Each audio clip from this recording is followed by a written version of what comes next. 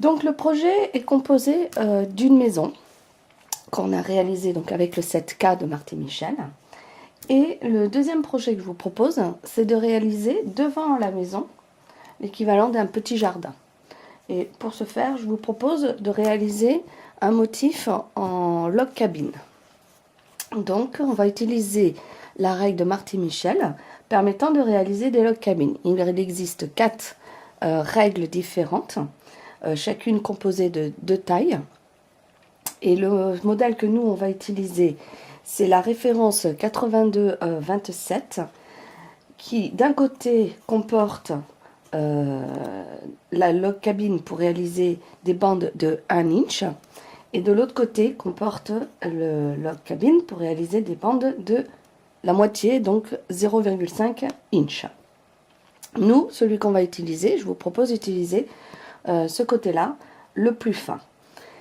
Alors, notre maison, ici, mesure donc, à cet instant, mesure 12,5 parce qu'il y a les marges de couture de chaque côté d'un quart, donc ça fait 12,5. Mais notre maison, une fois assemblée, les marges de couture prises, elle fera donc 12 inches. Moi, ce que je vous propose, c'est de réaliser 2 petits carrés en log cabine sous cette maison. Et donc, comme la maison fait 12, il faut que chaque carré fasse 6. Donc, je pars sur un log cabine que je souhaite qu'il fasse 6 inches par 6 inches. Je vais le faire carré. Donc, comment réaliser cela? En prenant votre règle, puisque je veux un motif final qui fasse 6, mais quand je vais le réaliser, il inclura les marges de couture. Donc, 6 plus mes marges de couture, un quart de chaque côté de mon carré, ça fait 6,5. Donc, comment lire ça? C'est ici, sur ma règle log cabine, là, j'ai le chiffre 6,5. Donc, ça veut dire que je vais pouvoir faire un log cabine qui va partir du bord et dont la bande la plus large fera en effet 6,5. Alors, je peux le faire avec ce côté-ci de la règle, puisque j'ai bien mon 6,5, mais je pourrais très bien le faire avec des carrés, des bandes plus larges, puisque là, j'ai aussi mon 6,5. Donc, si vous utilisez les règles de Marty Michel, il faut bien vous assurer que la règle que vous avez permette bien de faire 6,5. Autrement, ce sera indiqué un autre chiffre. Dans ce cas-là, ça veut dire que quand vous aurez réalisé votre log cabine, eh ben, il ne fera pas la taille de 6,5. Donc, soit il faudra le retailler à 6,5 éventuellement, si vous avez donc une des autres règles de Marty. Alors, comment est-ce qu'on va réaliser, comment est-ce qu'on utilise donc les règles de log cabine de Marty Michel? La première étape, quand vous faites votre log cabine, c'est que vous pouvez donc couper toutes vos bandes de cette largeur, puisque c'est uniquement la largeur ici qu'on va utiliser. Donc voilà par exemple ce que j'ai fait. Donc j'ai coupé des bandes. Vous pouvez prendre donc votre morceau de tissu, n'est-ce pas? Vous vous mettez bien sûr sur une planche à découper. Et là, vous allez mettre votre règle log cabine le long de votre tissu et vous allez couper donc vos bandes. Alors, une fois que vous avez coupé vos bandes, c'est tout simple. On prend la règle et on passe de lettre en lettre. Il n'y a pas de mesure, il n'y a rien du tout. On passe juste de la première lettre à la suivante afin d'augmenter le log cabine. Alors, j'ai un petit morceau ici que j'ai commencé. Donc, première lettre, on va toujours commencer par le A. Alors, le A, vous allez prendre votre bande. Maintenant que vous avez des bandes, ou alors si vous faites ça avec des restes, il n'y a pas de souci. Donc, vous avez votre bande. Vous allez mettre votre règle log cabine sur le bord. Aligner la lettre A, les pointillés de la lettre A sur le rebord. Et ensuite, vous allez couper. Et ça va vous faire votre premier carré de départ, qui est donc la lettre A. Mais principe du log cabine, c'est qu'on met toujours un élément à côté d'un autre élément de la même taille. Donc, pour commencer votre log cabine, vous avez fait un A, mais l'élément qui va venir être cousu à côté de ce A, il faut que ce soit un autre A. Donc, pareil, vous recoupez dans une autre bande d'une autre couleur la lettre A. Alors, soit vous avez dans l'idée d'un motif visuel, et donc surtout vous préparez à l'avance l'emplacement sur un papier quadrillé, par exemple, l'emplacement de vos couleurs, parce qu'on a vite fait de s'y perdre.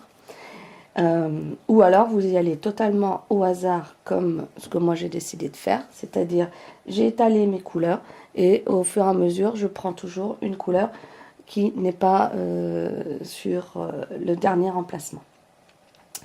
Donc une fois que vous avez cousu votre A avec le A, vous allez vous rendre compte qu'en fait ça fait la dimension de la lettre B. Donc vous allez couper votre bande à la lettre B et vous allez venir la coudre. Et ensuite, comme vous allez avoir de ce côté-ci, vous allez aller en colimaçon. Et donc, le morceau suivant, ça va être aussi un B. Donc, à chaque fois, en fin de compte, vous utilisez 2 fois la même lettre. Donc, A, B, B, C, C, D, D, E, E, F, F, G, et ainsi de suite. Alors, ici, comment vous rappeler où est-ce que vous êtes rendu pour ne pas vous tromper là où vous allez coudre la bande suivante? C'est simple, c'est le côté où il y a 3 tissus, d'accord? Le côté où il y a 3 tissus, c'est là où vous êtes rendu. Donc ici, si je devais faire la bande suivante sur ce morceau, je serais déjà de ce côté-ci.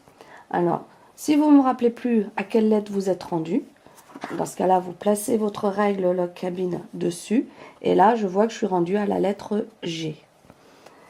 Ou alors, vous recomptez vos cases.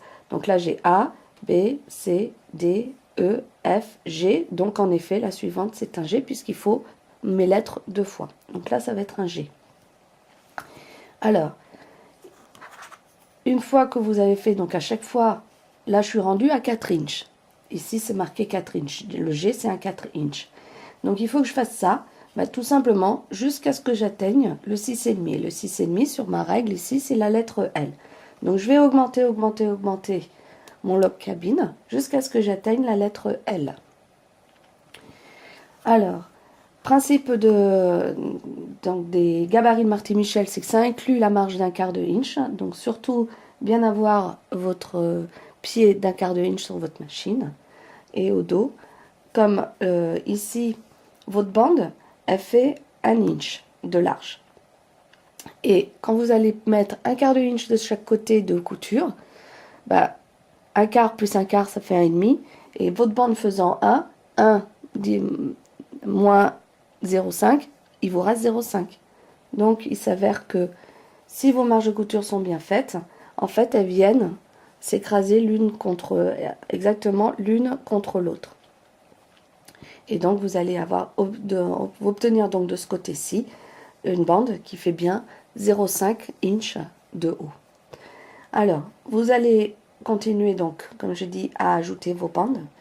Et faites attention parce qu'à la fin, en fait, quand vous allez arriver à la lettre L, il vous en faudra qu'une seule. C'est-à-dire que vous allez couper une bande qui fait la lettre L, la placer, et vous allez voir que vous avez votre carré. Donc, en fait, la dernière bande, c'est juste un L et pas 2. Parce que si vous en faites un deuxième, en fait, vous agrandissez encore plus votre carré. Donc, pour qu'il fasse 6,5 par 6,5, normalement, la dernière bande, c'est le L. Ou autrement, bah, vous vérifiez de temps en temps que votre log cabine fait bien un carré et qu'il s'arrête bien à 6,5. Vous continuez. Alors, comme je dis, soit vous choisissez une logique visuelle, ou alors vous y allez totalement au hasard. Et au final, vous allez faire donc 2 log cabines, donc de 6,5, d'accord? Donc ici, là, mon motif, en fait, vous voyez, il s'est arrêté ici. Donc là, j'ai ma bande L qui est ici et je l'ai qu'une fois. Et ensuite, j'ai positionné mes 2 bandes L en bas. Je les ai cousues, mes 2 log cabines l'un contre l'autre. Et Et voilà. Et j'ai bien fait 2 log cabines, donc de 6,5. 6,5 ici, la marge a été prise. Et donc maintenant, il me reste bien un quart de inch de chaque côté de mes log cabines, qui fait qu'ils sont exactement de la largeur de ma maison. Donc voilà le projet numéro 2 après les maisons. C'est de réaliser 2 log cabines, donc avec la règle d'1 inch, de bande de 1 inch, mais qui vous fait une fois cousu des demi-inch, afin de réaliser les jardins, l'équivalent de 2 jardins devant la maison.